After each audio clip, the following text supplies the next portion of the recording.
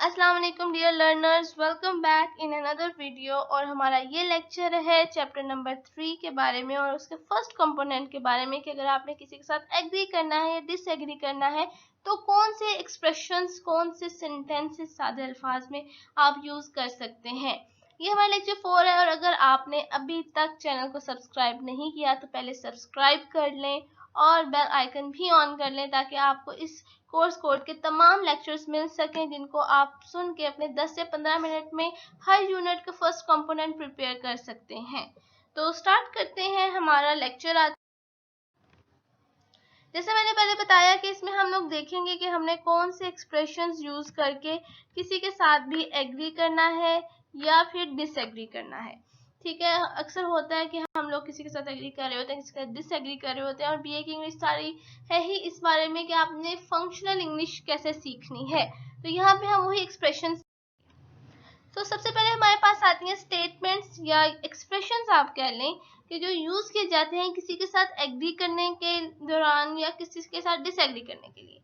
वैसे आपके चैप्टर में जो है वो बहुत सारे एक्सप्रेशंस दिए गए हैं, बहुत सारी एक्सरसाइजेस दी गई हैं, काफी लेंथी चैप्टर है। अगर आप पूरा गो थ्रू करें तो भी अच्छी बात है, लेकिन अगर आपके पास टाइम शॉर्ट है तो अगर आप ये वाले एक्सप्रेशंस ही अपने जहन में अच्छे से बिठा लें तो you will be able to do the question related to it. हो सकता है आपको ऐसा सवाल आ जाए कि डायलॉग्स लिखें दो लोगों के दरमियान जो कि एक दूसरे की कुछ बातों से एग्री करते हैं, कुछ बातों से डिसएग्री करते हैं या एग्री नहीं करते हैं, और उसमें आपने इस डायलॉग में एक्सप्रेशंस यूज करनी है एग्रीमेंट और डिसएग्रीमेंट की।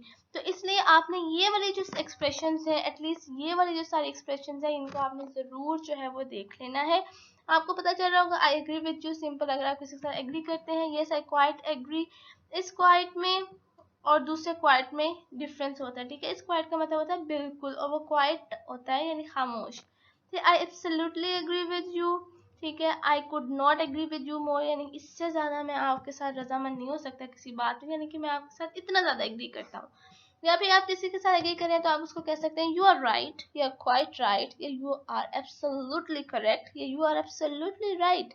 इसी तरह एग्री ना कर रहे हो तो डिसएग्रीमेंट के लिए है I don't agree, I am sorry but I don't agree with you. अगर आपने रिस्पेक्टफुली, ठीक है, रिस्पेक्टफुल वे में डिसएग्री करना हो तो ये एक्सप्रेशन जो है वो यूज किए जाते हैं। और अगर फिर आपने इतना एग्री करना हो, ये भी एक्सप्रेशन जो है वो एक्सप्रेशन उसी के लिए यूज करते हैं जब आप रिस्पेक्टफुली डिसएग्री कर रहे होते हैं। और नेक्स्ट भी I can't agree with you, I can't agree with you. और अगर आपने रिस्पेक्टफुल होने की आपको ज़रूरत नहीं है जिसके साथ आप डिसएग्री कर रहे हैं, तो you can use these expressions also कि no you are wrong, I think you are quite mistaken, you are absolutely incorrect. इस एक्सप्रेशन में ये जो है ये आपकी बुक में एक टाइपिंग मिस्टेक है, ये यहाँ पे नहीं आता।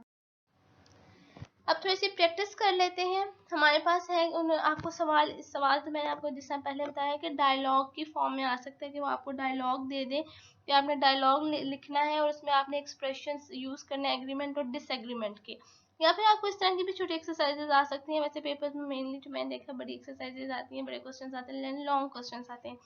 इसमें आप देखें कि उन्होंने आपको कहा है कि आपको एक स्टेटमेंट दी गई है, अब आपने इसके साथ एग्री करना है और एग्री करने के लिए आपने डिफरेंट एक्सप्रेशंस यूज करने हैं। तो आपको जो स्टार्टिंग में मैंने एक्सप्रेशंस बताए वो सबसे सिंपल भी हैं और इनमें उसमें उसमें इतनी कोई मुश्किल बात भी नहीं है और उतने ही तो आपको याद करने ही चाहिए, क्योंकि हो सकता है वो आपको कह दें कि 5 ऐसे एक्सप्रेशंस लिखें जो आप जो है स्टेटमेंट से एग्री करते वक्त कह सकते हैं। तो यहाँ पे हमारे पास है get a CNG kit fitted in the car. तो आप सिंपली कह सकते हैं आई एग्री। अच्छा, अगर आप इस तरह जुमला लिख रहे हैं मतलब आपने यहाँ पे बहुत ध्यान देना है। आपका जुमला जो आप बना रहे हैं या जो बात आप कर रहे हैं उस पर डिपेंड करता है। या तो आपने एग्री करने के बाद जुमला ख़त्म किया और फिर शुरू किया अगला जुमला, तो आप जाहिर बात ऐसे लिखेंगे। लेकिन ये वाला तब है जब आपने उसे कहा आई एग्री और अगला जुमला नहीं शुरू किया, बस थोड़ा सा आपने पॉज दिया, थोड़ा सा रुके और फिर आपने अगला जो बात है वो आपने कंटिन्यू की। जैसे I agree we should get CNG fitted car because CNG is cheaper than petrol. ठीक है, आपने आगे जो है वो रीजन भी दे दिया कि मैं क्यों एग्री कर रहा हूँ या कर रही हूँ। फिर इसी तरह जो है आपके plant more trees in residential area. तो आप कह रहे हैं इससे ज़्यादा मैं एग्री नहीं आपसे कर सकता, यानी मैं आपसे इतना ज़्यादा एग्री कर रहा हूँ इस बात पे कि we should plant more trees, हमें ज़्यादा दरख्त लगाने चाहिए अपने रहायशी इलाकों में, ताकि हमारा जो माहौल है वो साफ़ सुथरा रहे। ठीक है, तो ये भी आप देखें यहाँ पे जो है वो रीज़न जो है साथ ही दे दी कि मैंने एग्री क्यों किया है स्टेटमेंट पे। अब जी हमारे पास एक्सरसाइज है डिसएग्रीमेंट की। डिसएग्रीमेंट के लिए भी हम लोग वही पहले जो है डिसएग्रीमेंट का जो एक्सप्रेशन है वो लिखे। I think you are quite mistaken. और फिर अगर जुमले पे डिपेंड करता है या जो आप भी सजेशन देने वाले हैं या अपनी थॉट एक्सप्लेन करने वाले हैं उस पर डिपेंड करता है कि आपने जुमला फुल स्टॉप से ख़त्म करके नेक्स्ट शुरू करना है या फिर पॉज यानी कोमा लगा के फिर ही उसको कंटिन्यू करना है। अब यहाँ पे देखें कि वो कह रहे हैं पुलिस को जी टोटल कंट्रोल दे देना चाहिए कि वो कानून नाफिज करे। तो इसमें आपने अब डिसएग्री करना है। आप कह रहे हैं I don't agree, police should not be given complete control to maintain law and order. ये एग्जांपल आपने देखे यहाँ पे सजेशन सिंपली मैंने इसी जुमले का जो है वो नेगेटिव बना कर ना सजेशन दे दी। ये एग्जांपल इस तरह मैंने इसलिए सॉल्व किया ताकि आप लोगों को मैं आइडिया दे दूं कि अगर आपको ऑन द स्पॉट नहीं मिलता कुछ ऐसा जुमला या आपको लगता है कि आपसे ग्रामर की गलती हो जाएगी और आप अपना स्कोर जो है वो लूज नहीं करना चाहते, तो सिंपली आप स्टेटमेंट को नेगेटिव करके लिख दें। ठीक है, और फिर है we should allow Indian films to be screen in the country. तो यहाँ पे आई एम अफ्रेड यानी respectfully you are disagreeing with the person जिसके साथ भी आपकी कन्वर्सेशन हो रही है। I am afraid I don't agree with you at all on this point because our norms are different. ठीक है, हमारे नॉर्म्स डिफरेंट है, so I don't agree with you. तो ये भी एक तरीका है डिसएग्रीमेंट। अब जैसे स्टार्ट में भी मैंने आपको बताया कैटेगराइज किया कि रिस्पेक्टफुली आपने किस तरह डिसएग्री करना है या आपने जो है वो डिसरिस्पेक्टफुली यानी आपको परवाह नहीं है, बस आपने जी जवाब दे देना है कि नहीं भी आप तो हैं ही गलत।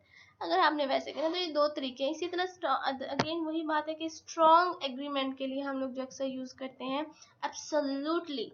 एक्सक्लेमेशन मार्क्स जो है ये हमारी एक्साइटमेंट को भी शो करता है, या यानी हम जिस तरह हाय कहते हैं तो उसके आगे भी एक्सक्लेमेशन मार्क लगाते हैं, या जब हम कोई एकदम एक्सप्रेशन अपनी फीलिंग को भी एकदम शो करते हैं तो भी हम एक्सक्लेमेशन मार्क लगाते हैं। इसी तरह एग्जैक्टली, राइट, क्वाइट ट्रू। ठीक है, ये भी सिंपल जो एक्सप्रेशंस हैं वो यूज किए जा सकते हैं स्ट्रॉन्ग एग्रीमेंट के लिए।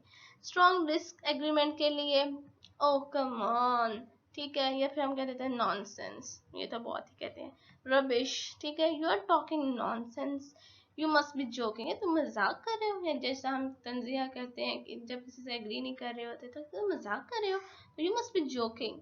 तो ये एक भी तरीका है स्ट्रॉन्ग डिसएग्रीमेंट को शो करने के लिए। ये एक्सप्रेशंस जो हैं ये इस्तेमाल किए जा सकते हैं। आपने पहले वाले एक्सप्रेशंस और ये वाले एक्सप्रेशंस याद कर लेने हैं। इसके अलावा आपके काफ़ी ज़्यादा दिए गए हैं चैप्टर में, लेकिन ये आप मस्ट याद कर लें। अगर आपके एबिलिटी है और टाइम है आपके पास तो आप ज़रूर बाकी पूरे चैप्टर से भी गो थ्रू हो। So this was all about today's lecture. I hope you have learned something from this. तो चैनल को ज़रूर सब्सक्राइब कीजिएगा और वीडियो को अपने फ्रेंड्स के साथ शेयर कीजिएगा, अपने बैचमेट्स के साथ शेयर कीजिएगा ताकि वो भी पेपर की प्रिपरेशन जो है वो साथ साथ कर सकें। सो अल्लाह हाफिज़ एंड बेस्ट ऑफ लक।